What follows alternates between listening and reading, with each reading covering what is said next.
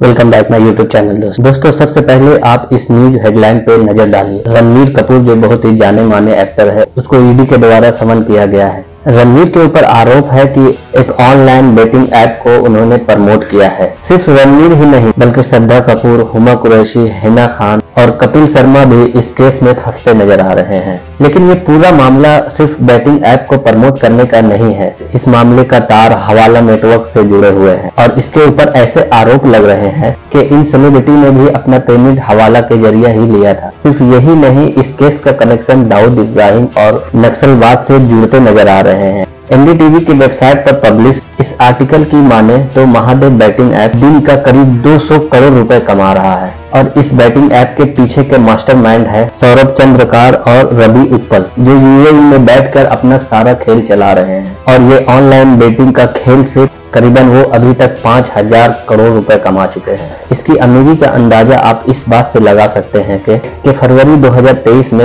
सौरभ चंद्रकार ने अपनी शादी के दौरान अपने शादी पर करीबन 200 करोड़ से भी ज्यादा रुपए खर्च कर दिए थे। इस शादी में कई फेमस सेलिब्रिटी को बुलाया गया था। अब यहाँ पर आप सभी के मन में ये सवाल आ रहा होगा कि यहाँ पर कि आखिर ये सारा खेल शुरू कहाँ से हुआ। तो आइए दोस्तों, आज के इस वीडियो में हम लोग इस स्कैम के बारे में जानते हैं। मैं हूँ आपका दोस्त रियाज। चलिए शुरू करते हैं। कहानी शुरू होती है साल 2013 में, जब सौरभ चंद्रकार और रवि उत्पल दुबई की शानो शौकत की दुनिया से दूर छत्तीसगढ़ के भिलाई में रहा करते थे।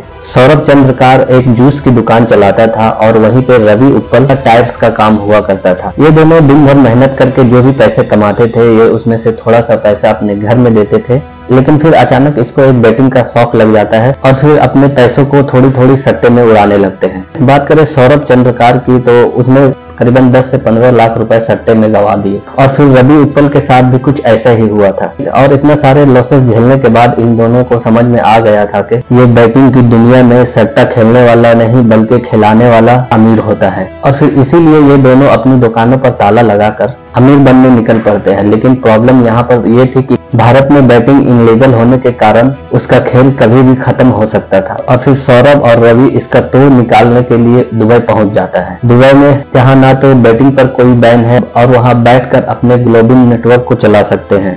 और फिर ये दोनों अपना शैतानी दिमाग दौड़ाते हैं और फिर साल 2016 और 17 में अपने महादेव बैटिंग ऐप को लॉन्च करते हैं। दोस्तों, पहली बार इस ऐप का नाम सुनकर किसी को भी यही लगेगा कि ये ऐप रिलीजन से जुड़ा हुआ है, लेकिन सच्चाई इससे बिल्कुल अलग है। एक्चुअली ये एक बैटिंग ऐप है जहां पर 500 रुपए से बैटिंग शुरू कर सकते हैं। इस बैटिंग ऐप पर लोग अलग अलग गैम्बलिंग गेम खेल सकते हैं और इसमें क्रिकेट और फुटबॉल खेल पर आप बैटिंग भी कर सकते हैं। कुछ रिपोर्ट तो ये भी बताती है कि महादेव बुक ऐप पर भारत सहित दुनिया के बड़े बड़े देशों के इलेक्शन रिजल्ट में भी बैटिंग की जाती है। यूँ तो ये दोनों ज्यादा पढ़े लिखे नहीं थे, लेकिन इनका दिमाग कंप्यूटर से भी ज्यादा तेज चलता था। इन्होंने अपने ऐप को एल्गोरिथम इस तरह से सेट किए थे कि जब भी कोई नया यूजर 500 रुपए लगा करके जब बैटिंग शुरू करता है तो शुरुआत में उसको करीब 1 से 2000 रुपए का प्रॉफिट हुआ करता था। और फिर इसके वजह से लोगों का लालच सातवें आसमान पर पहुंच जाता था और फिर ये लोग 500 1000 से उठकर बड़े अमाउंट का सट्टा खेलने लगते थे। और फिर यही मौका होता था कि यूजर अपना सारा पैसा हार जाता था और ये सारा पैसा दुबई में बैठे सौरभ चंद्रकार और रवि उत्पल के अकाउंट में जाता था। इस तरह इन दोनों ने इस ऐप को लाखों यूजर से जोड़ा और फिर 1000 करोड़ से भी ज्यादा की कमाई कर ली। और पैसों की मदद से इन्होंने रेडी अन्ना और फेयर प्ले जैसे बेटिंग ऐप को भी एक्वायर कर लिया।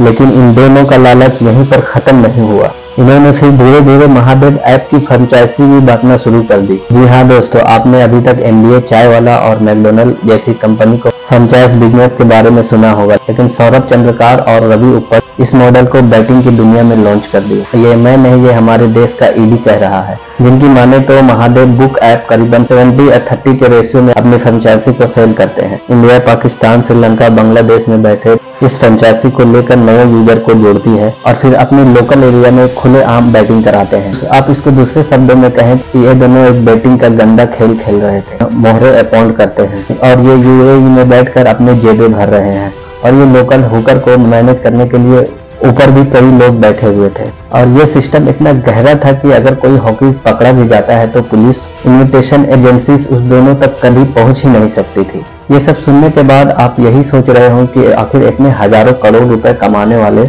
हजारों करोड़ों की पेमेंट इन तक पहुंचती कैसे थी। तो फिर चलिए अब इस महादेव बेटिंग ऐप के पेमेंट सिस्टम को समझते हैं। यहाँ होता ऐसा कुछ था, जब कोई नया यूजर अपना इस बेटिंग ऐप पर एक आईडी बनाता था तो उसको व्हाट्सएप के जरिए एक बैंक अकाउंट की डिटेल्स भेजी जाती थी। अब मान लीजिए कि वो यूजर उस बैंक में 500 रुपए डाले हैं तो उसकी ऐप में 500 रुपए की कीमत की एक पॉइंट ऐड कर दिए जाते थे, जिससे वो यूजर इस पॉइंट के जरिए ऑनलाइन बेटिंग कर सकता था। वैसे तो बहुत ही कम लोग इस ऐप से पैसे कमा पा रहे थे, लेकिन अगर किसी को विड्रॉ कराना है तो उसको एक दूसरे व्हाट्सएप नंबर के जरिए दूसरा अकाउंट नंबर देना होता था। ये सब होने के बाद आप ये जरूर सोच रहे होंगे कि अगर ये सारी पेमेंट बैंक अकाउंट के जरिए होती थी तो आखिर पुलिस और सीआईडी क्यों नहीं पकड़ पाई इसको। तो दोस्तों, इसका रीजन ये था कि सौरभ और रवि उप्पल के फ्रेंचाइज लेने वाले कुकीज कभी भी अपने पर्सनल अकाउंट का यूज करते ही नहीं थे। उन्होंने भिलाई और छत्तीसगढ़ के दूसरे इलाकों में रहने वाले लोग करीबन 400 गरीब लोगों का अकाउंट ले रखा था, जिसके लिए सौरभ और रवि उप्पल हर महीने उस अकाउंट में 4000 रुपए दिया करते थे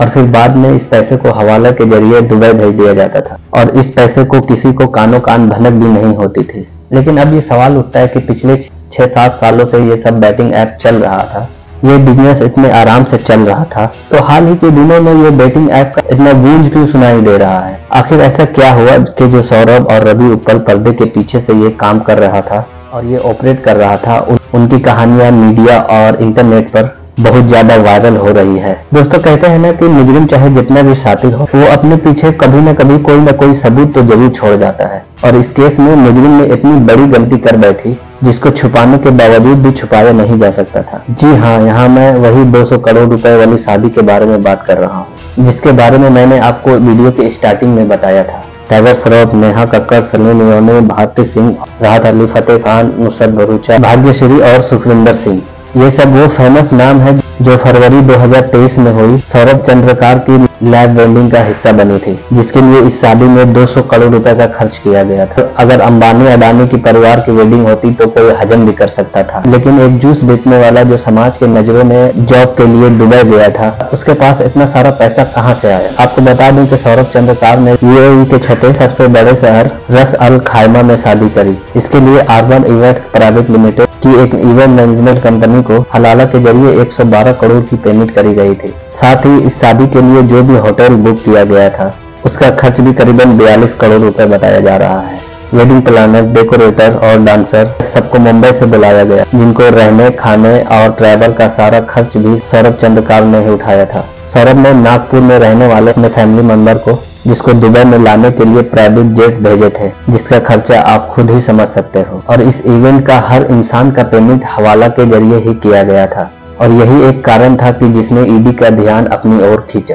जांच के मुताबिक सौरभ चंद्रकार और उसके पार्टनर रवि उप्पल महादेव बेटिंग ऐप के जरिए सट्टेबाजी कराकर हजारों करोड़ रुपए की कमाई की है, जिसमें अब तक करीबन 5000 करोड़ रुपए की मनी लॉन्ड्रिंग के सबूत मिले हैं। कहने का मतलब सिर्फ ये है कि 5000 करोड़ तो सिर्फ वो रकम है जिसके बारे में अभी हमें पता चला है। सौरभ चंद्रकार और रवि उप्पल ने अपने ऐप को ज्यादा से ज्यादा लोगों से प्रमोट कराया।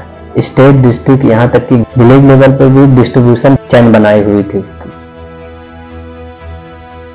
बल्कि इससे होने वाली कमाई को कैश में बदल करके इस पैसे को आगे भेजना भी इन्हीं का काम होता था। और महादेव बुकिंग ऐप के प्रमोटर अच्छे तरीके से जानते थे इतने बड़े नेटवर्क को बिना पॉलिटिकल सपोर्ट के चलाना बहुत ही मुश्किल है, इसीलिए उन्होंने कई लोकल लेवल के पॉलिटिशियन को भी रिश्वत देकर अपनी तरफ कर लिया था। अभी ईडी ने हाल ही में छत्तीसगढ़ के मुख्यमंत्री भूपेश बघेल के राजनीतिक संबंध बता रहे जा रहे हैं। मुकेश बघेल के नजदीकी सलाहकार विनोद वर्मा के घर पे छापेमारी की कार्रवाई की, जिसकी कंप्लीट रिपोर्ट ईडी की ऑफिस में जमा की गई है। हालांकि ईडी को इस कार्रवाई से क्या हासिल हुआ था ये अभी तक कोई भी नहीं जानता। और साथ ही 23 अगस्त 2023 को छत्तीसगढ़ पुलिस के assistant sub inspector Chandrabhushan Verma और एसोसिएट कमिश्नर अभिषेक चंद्रकार, सुपरवाइजर अनिल दमानिया और सुनील दमानी को भी ईडी के रिमांड में लिया गया था। इन सब पर आरोप है कि इन्होंने यूएई में बैठे महादेव ऐप के प्रमोटर यानी कि सौरभ चंद्रकार और रवि उप्पल से मोटे रिश्वत लिए हैं। हालांकि मैं यहाँ पे एक बात ये साफ कर देना चाहता हूँ, फिलहाल ऐसा कोई भी आरोप सिद्ध नहीं हुआ है। आपको बता दें कि 21 से 23 अगस्त के बीच ईडी ने छत्तीसगढ़ के कई जगहों पर छापे मारे थे, जहां पर कॉन्ट्रोवर्शियल डॉक्यूमेंट्स मिले हैं। और सितंबर में भी कुछ ऐसे ही कार्रवाई की गई थी, जहां पर 39 लोकेशंस पर तलाशी के दौरान 470 करोड़ की एसेट सीज किए गए। इनमें कई बैंक अकाउंट और भारी मात्रा में कैश पकड़े गए। ईडी ने कोलकाता के एक विकास छपारिया को भी पकड़ा है, जो कथित तौर पर महादेव बेटिंग ऐप पर एक महत्वपूर्ण पर्सन हुआ करता था। विकास छपरिया के जरिए गोविंद केडिया नाम का एक आदमी का पता चला है, जिनमें इन्वेस्टमेंट अथॉरिटीज और फिर प्लान इन्वेस्टमेंट LLB और फिर जनरल वेडिंग एक्टिव को IT सॉल्यूशंस की मदद से हवाला का ये पैसा इंडियन स्टॉक मार्केट में ये इन्वेस्ट कर रहा था। क्योंकि हवाला के इस पैसे से भारत के स्टॉक मार्केट में भी भेजा गया था, इसलिए हो सकता है कि आने वाले दिनों में हो सकता है इस केस में हमें SEBI और state and exchange board of India का इन्वॉल्वमेंट भी देखने को मिले। महादेव बेटिंग ऐप के इस कंप्लीट केस में हमें अंडरवर्ल्ड डॉन और भारत के most wanted terrorist Dawood Ibrahim की एंट्री होती हुई नजर आ रही है। इस बात का पता हमें उस वक्त समझ में आता है जब गैंगस्टर लॉरेंस बिश्नोई ने वसूली के लिए सौरभ चंद्रकार को कॉल किया था और सामने से ये कहा गया कि उसके कनेक्शन दाऊद इब्राहिम के साथ है। ईडी ने की जांच में कुछ ऐसे ही बातें सुनाई दी है। देखिए दोस्तों, छत्तीसगढ़ के कुछ इलाके ऐसे हैं जहां पे नक्सलवाद के कुछ ज्यादा ही दबदबा रहता है, जिसमें से ये कयास भी लगाया जा रहा है कि हवाले के पैसे से कहीं न कहीं इस नक्सलवादी का भी कनेक्शन हो सकता है। लेकिन अब यहाँ पर यह सवाल उठता है कि सौरभ चंद्रकार और रवि उप्पल को पकड़ने के लिए आखिर ईडी इतना लेट क्यों कर रही है। यहाँ पर आपको ये बता दें कि छत्तीसगढ़ में इन दोनों के खिलाफ FIR दर्ज हो चुके हैं, जिसके आधार पर ईडी ने इसको पकड़ने के लिए इंटरपोल की मदद मांगी है।